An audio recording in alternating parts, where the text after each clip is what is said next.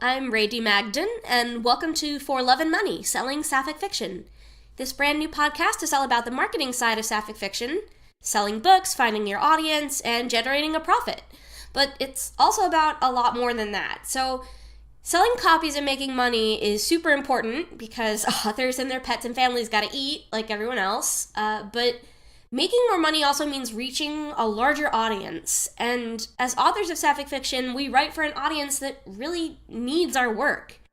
Sapphic fiction allows us, and I mean lesbians, bisexual women, trans women, women of color, disabled women, all women, to be the heroes of our own stories. That's something we don't get a lot in mainstream media, and I'm committed to helping authors reach the widest possible audience because I know for a fact, because of the messages I've received, reviews I've gotten, letters, all the communication I've gotten says that this audience is hungry to see themselves in fiction. It sustains them emotionally. It gives them something to hold on to and to inspire them in their own lives. And that's why this podcast is called For Love and Money, because we all want to make money doing something we love, something that impacts other people in a positive way.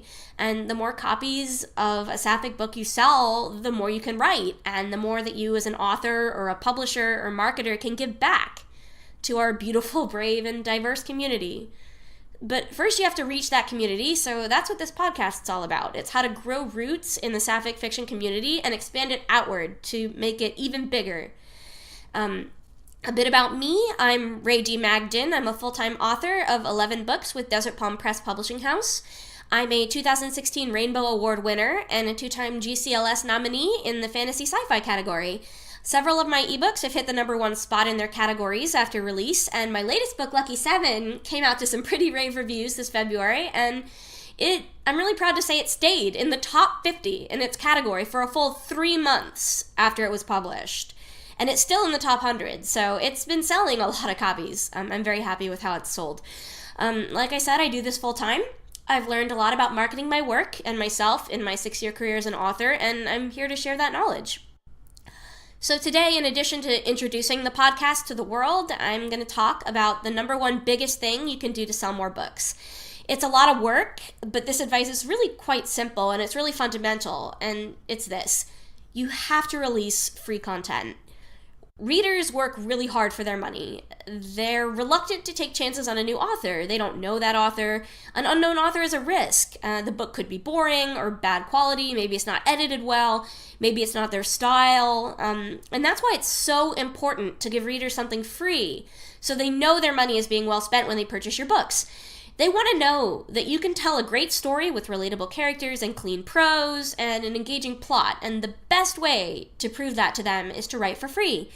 So when you release free content, you're saying, I am so confident that you'll love my work and that you'll want to read the rest of my catalog that I'm giving you a taste free of charge. So there's several ways to release free content to your readers, and the first is via your back catalog. If you've published books already, like several books, you can consider making one or more of your older titles free.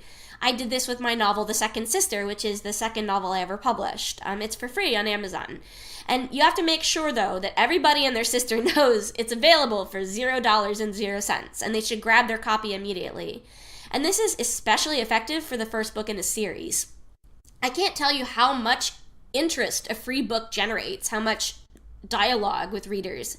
And word of mouth is one of the most effective promoting tools you're going to ever find. And so what you lose in profits by making one book free will show up in all of your other books once readers fall in love with you and your writing. And if you don't have a back catalog yet, you can still do this. You can write free short stories. You can post stories for free on Amazon or on your personal website and link to them on social media. Free short stories show readers that you can deliver a compelling narrative in just a few blocks of texts. It's a fantastic way to introduce readers to your work and get your name out there and get people really excited about your stuff. So serial short stories in particular are a very effective way to do this. If you continue with the same characters and plot line, people want to know what happens next. It's like binging a TV show, except with short stories. I did this, and I'm doing this with my Fur and Fangs series. It's a series of short stories about a country werewolf and a city vampire falling in love in New York City. And it's one of my best sellers. I'm telling you, readers really love serials and they love short stories. So another way to generate free content and build an audience is through fan fiction. I'm sure most of you know, but for those who don't, fan fiction means writing stories based on characters and settings someone else created, like Wynonna Earp, Legend of Korra, Xena Warrior Princess, or Law and Order. Lots of sapphic women really love fan fiction because it allows them to connect with their favorite characters through stories that put women and their relationships front and center. So it's really, I don't know if you've heard the hashtag term own voices, but it's where you read something from the community as opposed to like a straight man writing about lesbians. Like, fan fiction is very often own voices. People who are excluded from the larger publishing industry have a chance to tell stories from their perspective. So that's one reason fan fiction is so popular and so important. And Archive of Our Own is the biggest, easiest to use platform for queer fan fiction these days. It's nicknamed AO3, and it's www.archiveofourown.org.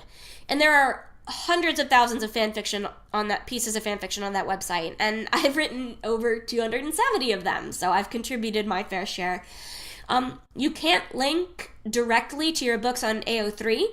You can't put a link to your Amazon page because their terms of service don't allow it, but you can direct people to your unaffiliated blog or website. Totally allowed. You put your books on the website or blog and direct readers to that website or blog, and you'll develop a readership really rapidly if you post regularly. Lots of readers are excited to realize that the person who writes their favorite fanfiction is also a published author. They'll be thrilled to go buy your books because they already know what they're getting. And this benefits everybody. Readers get a free taste of their favorite characters, especially readers who might not have a lot of money. And the stories often mean a whole lot to them because authors get to visit with their favorite characters, and authors get to have fun while getting their name and their work out there. So it's a really great bridge to guide people toward your original characters and stories so readers can fall in love with them too. And that's been my personal experience for years. My very first novel, All the Pretty Things, was self-published before I got with a publishing house, and it sold a lot of copies almost exclusively because my fan fiction readers were told about the book and they got really excited for me and they wanted to support the book. So it's a very effective tool. And now that's it for this week, but I'll be back in 2 weeks to discuss more about the business of selling sapphic stories.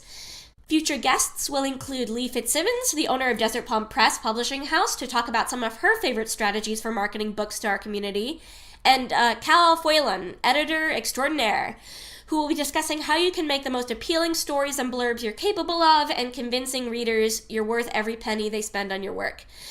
Once again, I'm Rae D. Magdon, and this was For Love and Money, Selling Sapphic Fiction, your bisexual, your bi-weekly guide to marketing books. This week, we discussed how free content can generate sales and grow your fan base.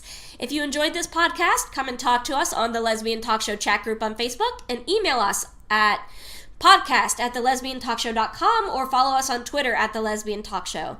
You can also join our community of patrons and get exclusive content. Go to patreon.com/thelesbiantalkshow. The link is in the show notes. I highly recommend Patreon as a platform for growing your audience, and I will be talking about that in another episode. Links to my books are also there in the show notes, as well as to my blog and social media. So goodbye all, and I'll see you again in 2 weeks.